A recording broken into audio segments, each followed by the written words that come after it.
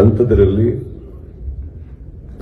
ಈ ವೇದಿಕೆ ಮೇಲೆ ಕೂತ್ಕೊಳ್ಳೋದಕ್ಕೆ ಬಹಳ ಹೆಮ್ಮೆ ಆಗುತ್ತೆ ನನಗೆ. ಬಿಕಾಸ್ ಇಲ್ಲಿ ಕೂತಿರೋರು, ಎದುರುಗಡೆ ಕೂತಿರೋರು ಯಾರು ಕಮ್ಮಿ ಸಾಧಕರಲ್ಲ.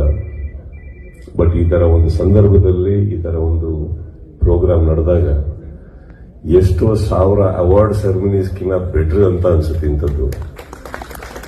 ಅದರಲ್ಲಿ ಬರೀ ಗ್ಲೋರಿಫೈ ಮಾಡ್ಕೋತೀವಿ ನಾವು. ಅದರಲ್ಲಿ ಯಾವ್ದು I don't mean to humiliate any awards, but we just glorify ourselves. That small 1 year achievement. ಅಂಥದ್ರಲ್ಲಿ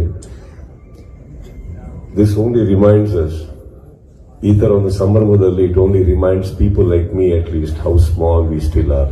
ನಾವಿನ್ನೂ ಎಷ್ಟು ಚಿಕ್ಕ ಕೆಲಸದಲ್ಲಿದ್ದೀವಿ, ಇನ್ನೂ ಏನೇನು ಮಾಡೋದಿದೆ ನಮಗೆ. ತುಂಬಾ ಚೆನ್ನಾಗಿ ಮಾಡಿದಿರಿ ಹಂಸಲೇಖ ಸರ್ ಸಾಂಗ್.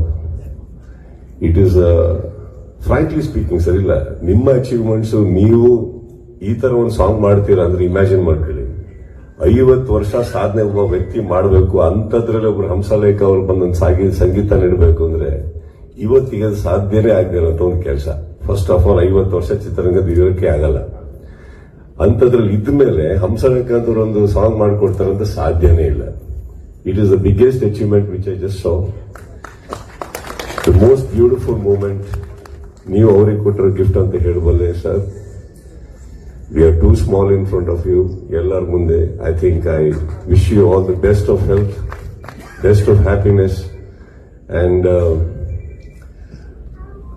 ಈ ಪ್ರೋಗ್ರಾಮ್ ನಡೆಸ್ಕೊಟ್ಟು ಪ್ರತಿಯೊಬ್ಬರಿಗೂ ರಿಮೈಂಡ್ ಮಾಡಿದ್ದೀರಾ ಸರ್ ತಾವೆಲ್ಲ. I think it's very humbled. And ಈ ತರ ಕಾರ್ಯಕ್ರಮಕ್ಕೆ ಈ ತರ ಹಾಲ್ ತುಂಬೋದಿದೆಯಲ್ಲ, ಅದು ನೋಡೋದಕ್ಕೆ ಇನ್ನೂ ಲಕ್ಷಣ. ಯಾವುದೋ ಕಾರ್ಯಕ್ರಮಗಳು ಡೈಲಿ ನಡೀತಾ ಇರ್ತವೆ. I think this is something very very touching. ಅಂಥದ್ರಲ್ಲೂ ಬಂದಿರೋ ವ್ಯಕ್ತಿಗಳು, ನಾನು ಹೇಳಿದ್ನಲ್ಲ, ವೇದಿಕೆ ಮೇಲೆ ಬರೋ ತನಕ ಒಂದು ಲೆಕ್ಕ ಆಯ್ತು, ಬಂದ ಮೇಲೆ ನನಗೆ ಕುತ್ಕೊಂಡು ಶೇಕ್ ಆಗಕ್ಕೆ ಸ್ಟಾರ್ಟ್ ಆದ, ಯಾರಪ್ಪ ಎದುರುಗಡೆ ಕೂತಿರೋದು ಅಂದ್ಬಿಟ್ಟು. ಸೊ ಇಟ್ಸ್ ಈ ಮೂಮೆಂಟ್ ನನಗೆ ನೀವು ಕೊಟ್ಟಿದ್ದಕ್ಕೆ ಅಂಡ್ ರಾಕ್ಲೈನ್ ಸರ್ ಕರೆಸಿದ್ದಕ್ಕೆ ಥ್ಯಾಂಕ್ ಯು ಅಂತ ಹೇಳ್ತಾ, Babu sir, I never got an opportunity to work with you, but I have the opportunity to celebrate you on screen. Thank you so much.